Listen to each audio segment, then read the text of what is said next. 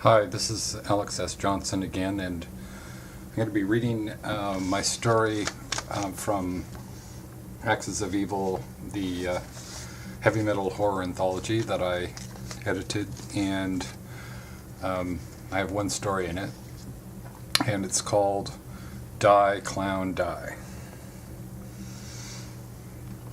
Sloppy Joe Sanchez growled as he noted the time on the dashboard. He needed the money, but not the stress of 50 screaming kids, rude little shits who tried to yank off his wig and nose and poke holes in his floppy shoes with scissors. It was a last-minute gig at some rich brat's 10th birthday party in Beverly Hills, and now he was late for the show. Love Bomb, his favorite band, with their inimitable fusion of circus punk and death metal. He took a left from Fountain onto North Fairfax, noted Selma Avenue just in time, and finally eased the fun car, a VW Bug with fluffy pink carpet bolted and glued to the body, to a stop 1 block away from Club Paradise. He would have to hoof it if he wanted to catch the start of Love Bomb's set. Joe was anxious, depressed, and angry, and hadn't had time to change out of his costume. Retrieving his ticket stub from the surly bubblegum-popping blonde at the window, he showed a bulked-out security guard his ID. The guard compared the photo on his driver's license with his face and did a double-take. "Sure you're at the right show, buddy?" he asked with a smirk. "Just stamped my hand," said Joe. He was in no mood for jokes about his profession, however harmless. He was off the clock and ready to cut loose, release the day's stress with furious, crushing heavy metal. "Suit yourself," said the guard. "Just warning you, though, this crowd ain't exactly friendly." "Thanks for the tip," said Joe, elbowing his way past a clot of barely dressed, barely legals who were crowded around the bar. He wasn't familiar with the band on stage, skinhead punks churning out rewarmed, stiff little fingers riffs. He checked his watch. Love Bomb was running late. That was a good sign usually. They like to cinch up audience expectation to the breaking point, but the reward for their fans' patience was beyond sweet. Joe eased himself onto a bar stool. "Whiskey sour, please," he told the bartender. Shooting him an evil look, she snatched the 20 from his hand and took her time with the drink. When it arrived, he took a sip, frowning.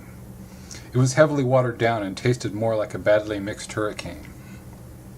Something was wrong. From the moment he'd arrived, Joe had been met with hostility. And where was the Love Bomb crowd? It would be one thing if this was a weekday, but it wasn't. On a Friday night at the Paradise, the clowns were usually out in force. It was then that he noticed the tattoos. Crude cartoons of a clown in a circle with a line drawn through it. They were everywhere, inked on backs and biceps and even boobs. He felt his chest begin to constrict with fear. He glanced at a flyer on the bar advertising the night's show. No mention of Love Bomb. The headliner was an outfit called Bozo Kill. Now people were beginning to stare. Hard. The band stopped playing halfway through a song in progress. A squeal of feedback came from the speakers. Drummer Whiz Banger dropped his sticks. The bassist, Worm Tremors, set his axe down on the ground and lit up a butt with shaky fingers. Guitarist Death Stormgood had turned red in the face, trembling with fury, his Fender Strat swinging from the strap around his shoulder. The singer, Scroat Fingerbang, stripped off his Dead Boys t-shirt, revealing the anti-clown insignia just above his scrawny ribcage. An angry muttering swept through the crowd.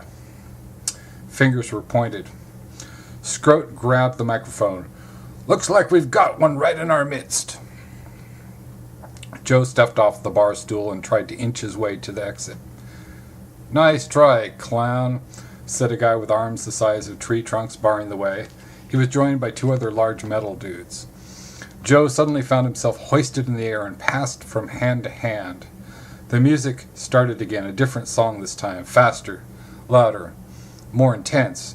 Scroat screamed out the lyrics, which had something to do with setting fire to circus tents and a search and destroy mission aimed at freaks. Joe was flipped and tossed higher and higher, kneed, elbowed, punched, kicked, and finally slammed to the ground. Inflamed by the drill bit whine of the guitars and the merciless rhythm, they stomped him with heavy boots and tore at his clothes. By the end of the set, Joe had stopped moving. Then the lights came up. The clown was as flat as if he'd stepped in front of a steamroller. A two-dimensional cardboard cutout ground into the floor of the mosh pit. As the adrenaline began to wear off, a few of Joe's assailants knelt down to examine their work. One of them plucked Joe's big toe and peeled the leg off the wood with a sound like Velcro separating. On the verge of tears, he released the leg. More Bozo Kill fans gathered around the body, their faces registering various stages of shock. Slowly, they began to gather the scattered relics. Joe's tiny bowler hat, his ruffled collar, patches of green wig, scraps of floppy shoe, and placed them beside the body with quiet ceremony. Nobody uttered a word, but most of them were thinking the same thing. The memories had begun to flood back, all the thrills of the circus, the penny arcades, the acrobats, the performing bears, the gypsy fortune tellers, the sideshow freaks, and the clowns. Somewhere along the way, they had lost sight of innocent joys, simple pleasures. Their vision had clouded, grown dark, and they had become capable of this, the smashed horror they had made of a bringer of laughter to children of all ages. As the crowd dispersed onto the streets, they began to talk in quiet tones. They embraced one another, weeping openly, allowing themselves to feel, to grieve, to accept responsibility for the part they had played in the tragedy. They vowed for the remainder of their lives to honor the circus arts and never, ever again knowingly harm a clown. The price of that particular ticket was far too high.